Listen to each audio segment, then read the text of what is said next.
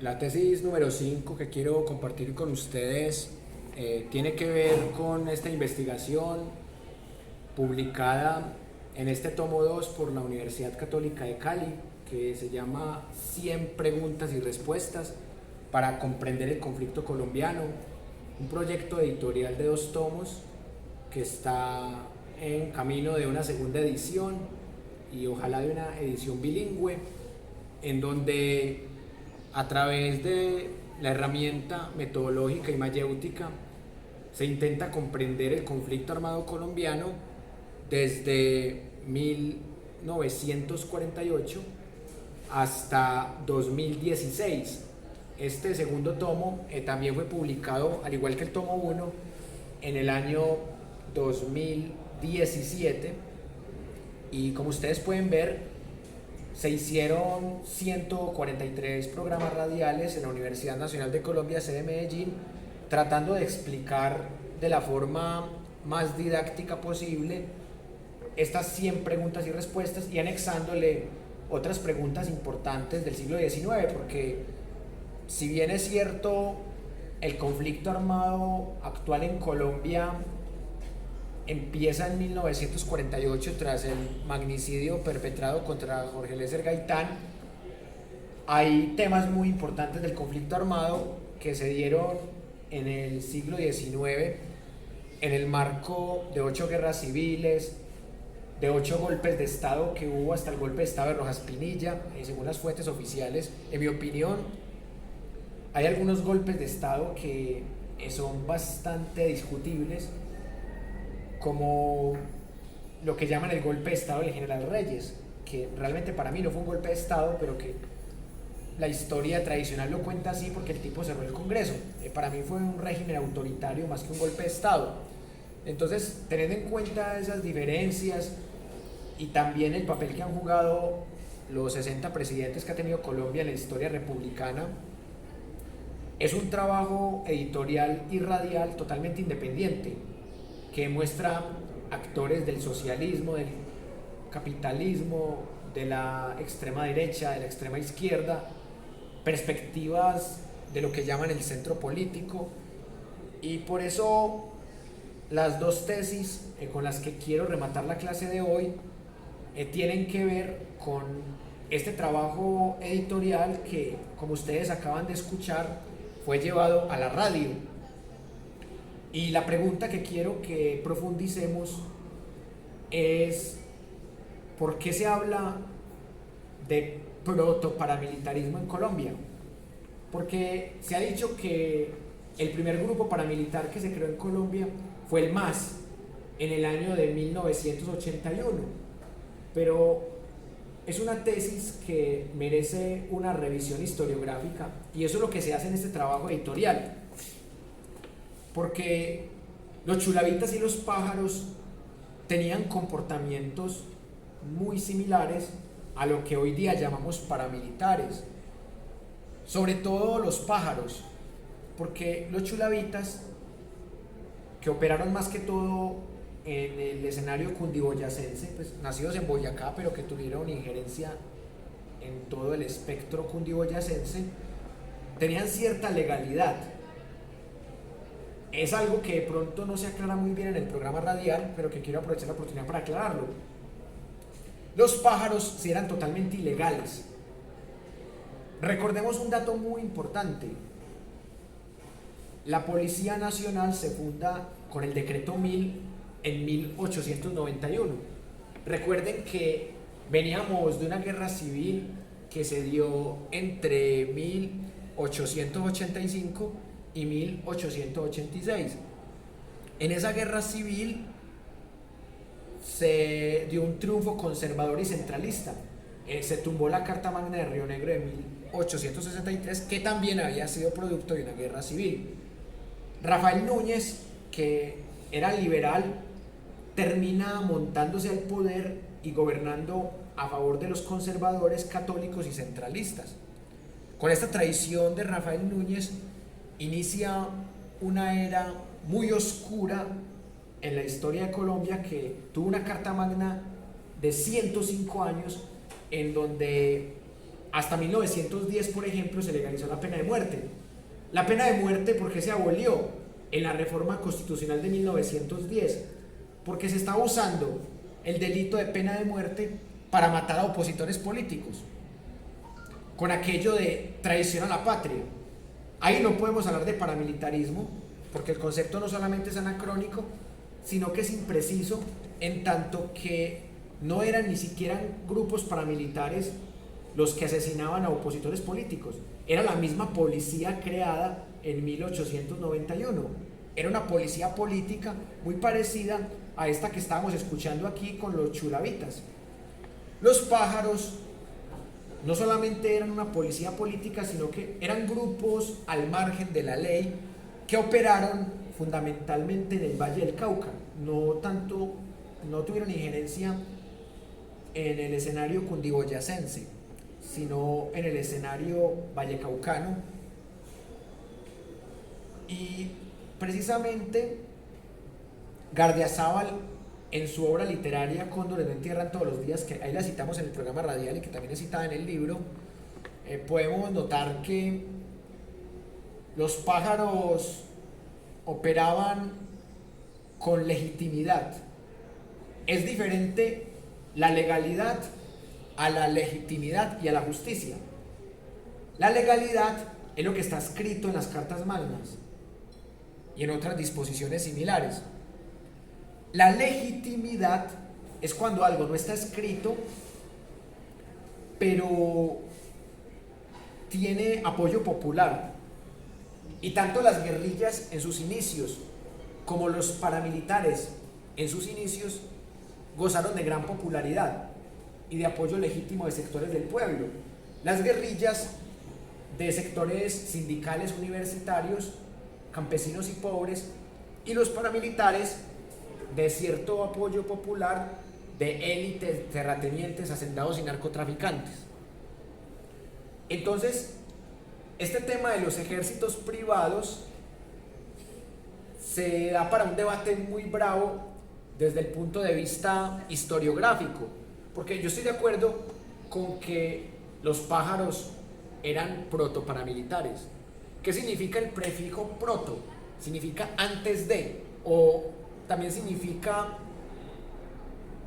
el primero no reconocido. Por eso también en la historia se habla, por ejemplo, del protorrenacimiento. Se habla desde una época medieval de protorrenacimiento. Entonces, yo he tratado de acuñar un concepto que no ha sido muy estudiado desde la historiografía colombiana, que es el protoparamilitarismo. Los pájaros y también otros grupos irregulares que favorecieron intereses de un gobierno, bandoleros, que también era otro concepto que surge de esa época, eran grupos dispersos y ni siquiera eran ejércitos sistemáticos como los de ahora. Eran negociantes que en el día trabajaban como venteros o trabajaban como agricultores, como hacendados, pero en las noches se iban a cazar chusma, a cazar liberales. Por eso es que no se les reconoce como un grupo paramilitar, por eso es que no se dice en la historiografía oficial colombiana, ni siquiera aquí lo decimos nosotros por el miedo al anacronismo. Nosotros no decimos acá que los paramilitares ya existían desde los 50 en Colombia. De hecho, yo me atrevo a decirlo, pero no como autor del libro, ni como ponente de un programa radial, yo lo digo como persona. Para mí el paramilitarismo ya existía desde los 50. Para mí el proceder, la forma de actuar de los pájaros es una forma paramilitar.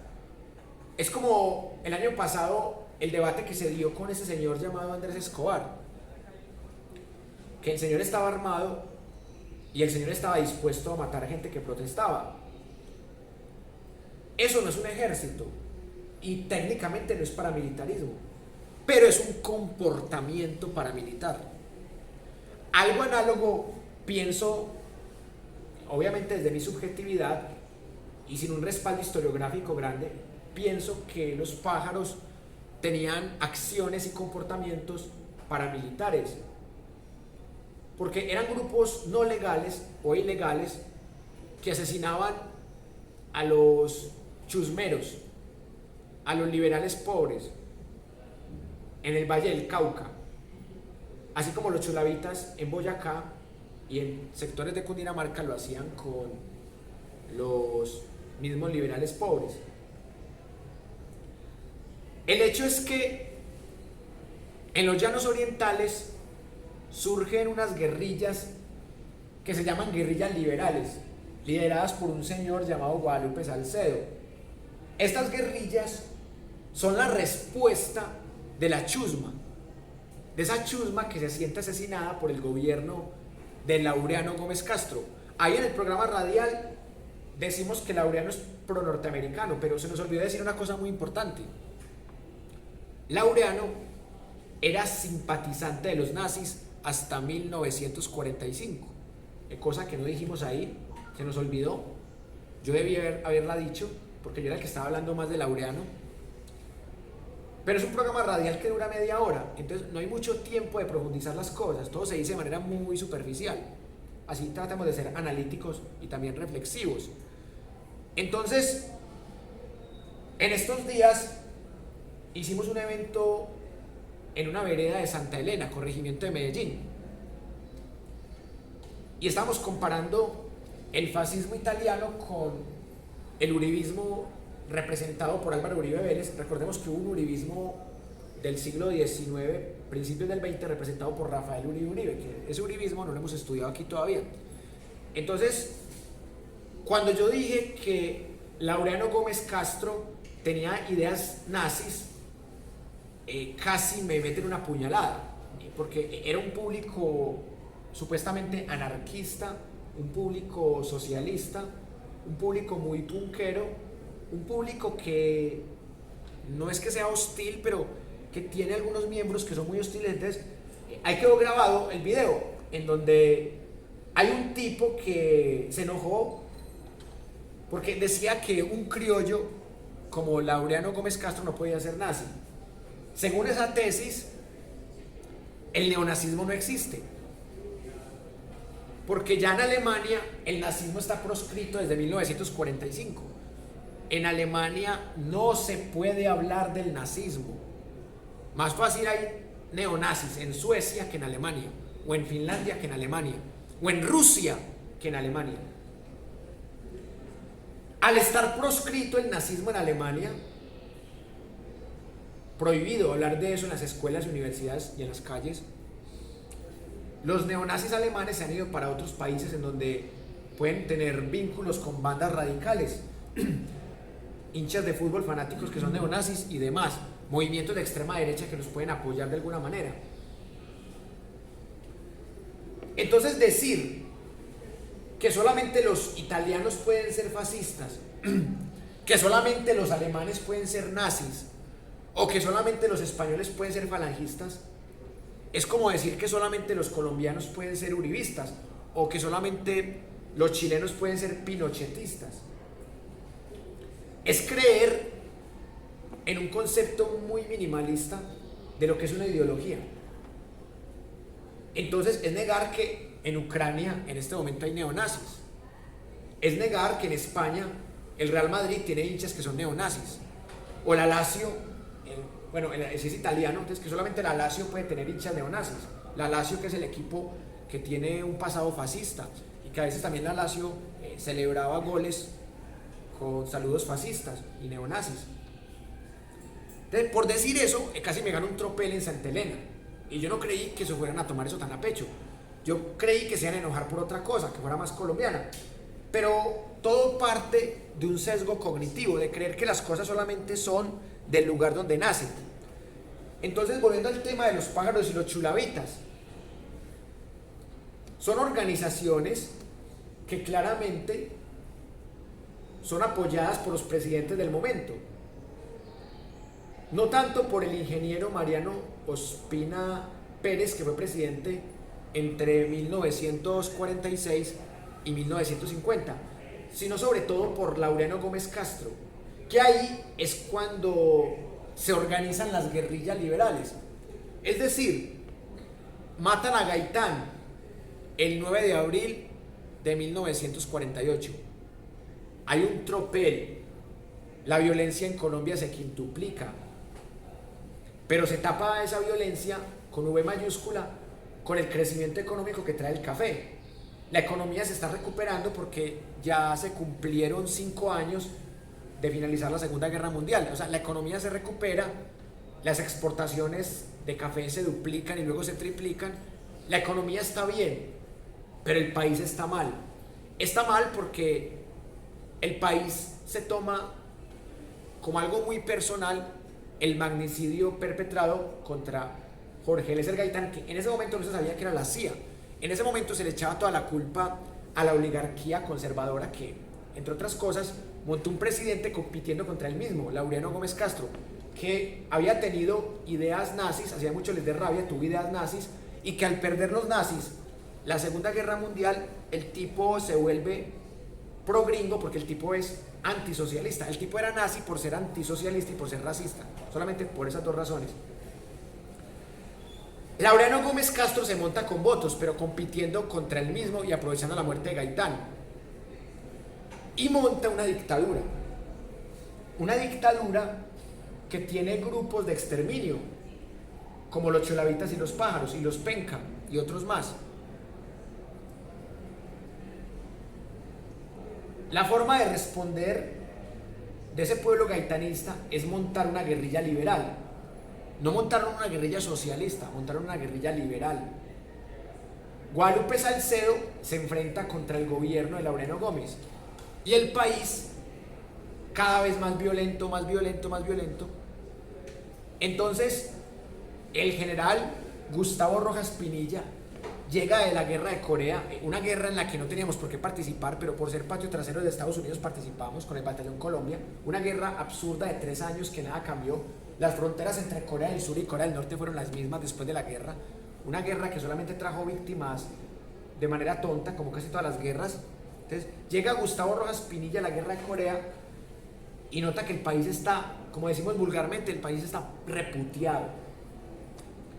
Entonces el ingeniero, que también es ingeniero, Rojas Pinilla, toma la decisión de dar un golpe de Estado y le dice a Roberto Urdaneta, que es el encargado de la presidencia, porque por problemas de cardio Laureano Gómez encarga a Roberto Urdaneta, que era su títere de confianza. Entonces, le dice Rojas Pinilla a Urdaneta: el doctor Laureano Gómez Castro debe renunciar por salvar el país y nosotros como fuerzas militares no lo vamos a proteger más. Usted verá si gobierna usted, pero no queremos más a Laureano. Y Roberto Urdaneta tenía una personalidad muy similar a Iván Duque, era muy obediente a su jefe, así como Iván Duque es muy obediente a Álvaro Uribe Vélez. Roberto Urdaneta era muy obediente a Laureano Gómez Castro y le dice: no, yo prefiero que gobierne usted porque yo no voy a traicionar a Laureano, que gobierne usted. Y ese fue el día que Colombia tuvo 3 presidentes en un solo día. En la mañana Laureano Gómez, en la tarde Roberto Urdaneta y en la noche Rojas Pinilla. Es un chiste, pero así fue, un chiste verdadero. Entonces Rojas Pinilla, faltándole un año larguito a Laureano para terminar su presidencia de 4 años, Laureano pierde la presidencia y la asume el general Gustavo Rojas Pinilla, que era un tipo muy respetado por haber sido héroe en la guerra de Corea. Irónicamente, la violencia se disminuye, porque Rojas Pinilla inicia el primer proceso de paz en la historia de Colombia con las guerrillas del llano de Guadalupe Salcedo. Fue un proceso de paz muy raro porque fue con acuerdos verbales. Sin embargo, Rojas Pinilla le promete a las guerrillas liberales que él va a buscar la paz, que él los va a proteger. Lamentablemente, en unos hechos confusos, asesinan en pleno gobierno de Rojas Pinilla a Guadalupe Salcedo. Y esto hace que el proceso de paz se dañe. Y para colmo de males, él empieza a perder el respaldo popular. Más allá de que se consigue el voto femenino en el plebiscito, que se gracias a la lucha de ese gobierno, a María Eugenia Rojas, que es la hija del dictador, que le dicen dictablando porque para ser dictador no fue tan dictador como Laureano Gómez, por ejemplo. Rojas Pinilla comete 3 errores muy graves que le hacen perder el poder. El primero, unos tipos en una plaza de toros de Bogotá se burlan de su hija María Eugenia. Rojas Pinilla los manda a matar, mata a 13. Terrorismo de Estado. Segundo error, el tipo pierde el respaldo de la Iglesia Católica, de las oligarquías conservadora y liberal, y también pierde el respaldo del pueblo raso. Por eso movimientos obreros y estudiantiles ven que él también es un dictador como Laureano y le empiezan a hacer manifestaciones. Luis Carlos Galán, que luego termina siendo candidato asesinado a la presidencia de Colombia, Luis Carlos Galán es uno de los estudiantes que protesta teniendo como 14 años para tumbar a Rojas Pinilla. Entonces, perdió el respaldo de la iglesia, perdió el respaldo de los 2 partidos tradicionales y lo más importante, perdió el respaldo del pueblo. Y tercer error, Rojas Pinilla lo empezó haciendo bien, proceso de paz con las guerrillas liberales, tenía contenta a la iglesia, tenía contentas a las oligarquías, redujo la violencia, mejoró aspectos socioeconómicos del país, su hija ayudó a que se diera por fin el voto de la mujer. Pero el tercer error que cometió Rojas Pinilla fue muy determinante para acabar con la poquita legitimidad que le quedaba, porque él no era legal, porque se votó por la fuerza, él era legítimo, pero no era legal. Entonces, él terminó siendo visto no solamente ya como ilegal, sino que fue visto como ilegítimo. Que Rojas Pinilla no montó un sistema educativo con base en el pensamiento crítico, sino que montó un sistema educativo con base en el adoctrinamiento. Entonces, ese adoctrinamiento le indujo a solamente enseñar a Simón Bolívar como héroe patrio y empezó a decir que Santander era un traidor de la patria. Y con la teoría conspirativa del 28 de septiembre del 1828, con la conspiración septembrina, se prohibió la enseñanza de Santander como héroe patrio y decían que solamente Bolívar era héroe patrio, y ahí se mantuvo la hegemonía de bolivarianos como el señor Laureano Gómez Castro. Porque eso es delicado para mí, porque él le dio un golpe de estado a Urdaneta, que era el que tenía Laureano Gómez en la presidencia como encargado, y él juzgaba a Santander por el supuesto golpe de estado que le trató de dar a Simón Bolívar. Entonces empezó a caer en un mar de contradicciones, de represiones, historia totalmente manipulada, y por eso Rojas Pinilla no solamente pierde la presidencia en el 57 y lo reemplaza una junta militar que gobierna un año antes de que nazca el Frente Nacional, sino que Rojas Pinilla pierde el respaldo popular, pierde sus derechos políticos, queda exiliado, incluso queda impedido varios tiempo sin poder ejercer sus derechos políticos. Hay un momento en que es privado de su libertad también en los 60s, y ya cuando recupera sus derechos políticos, él monta un partido nuevo, que es la ANAPO, que es un partido que se vuelve la oposición del Frente Nacional. Y ese partido de la ANAPO lo vamos a profundizar en otra clase. Pero el hecho es que Colombia pierde totalmente la institucionalidad.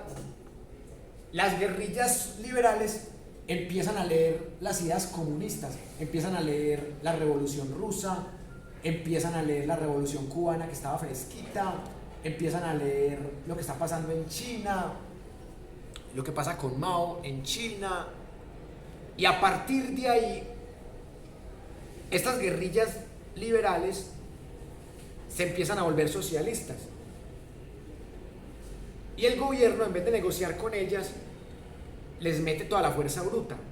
En vez de buscar la hegemonía, busca mantener su poder de clase dominante a través de la fuerza y el terrorismo de Estado. Y esto se vuelve el mito fundacional de guerrillas como las FARC, que más adelante vamos a profundizar también de cómo nace las FARC, cómo nace el ELN, el EPL y el M-19, aunque ya hemos dado algunas apreciaciones como forma de acercamiento. Entonces, ¿cómo quiero concluir esta tesis?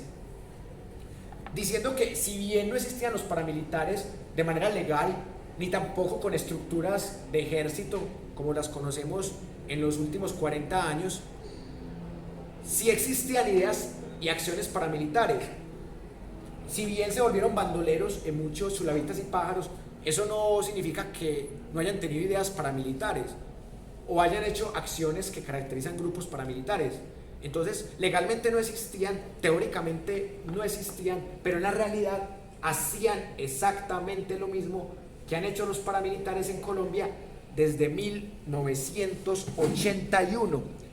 Por eso mi conclusión de esta tesis es que el paramilitarismo existe en Colombia como ejército privado desde hace 41 años, pero las ideas paramilitares, ideas de grupos armados ilegales a favor del status quo, a favor del gobierno de turno, eso existe desde el siglo XIX y se materializó con pájaros y con chulavitas en los 50. Y hay un decreto presidencial de 1965 del gobierno conservador de Guillermo León Valencia que es el mito legal que funda las ideas paramilitares, que empieza a legalizar las ideas paramilitares. Un decreto muy parecido con al que César Gaviria usa para fundarlas Convivir en su gobierno entre 1990 y 1994, que más adelante también profundizaremos. Y ya pues quiero compartirle la última fuente para que desarrollemos la última tesis de la clase de hoy.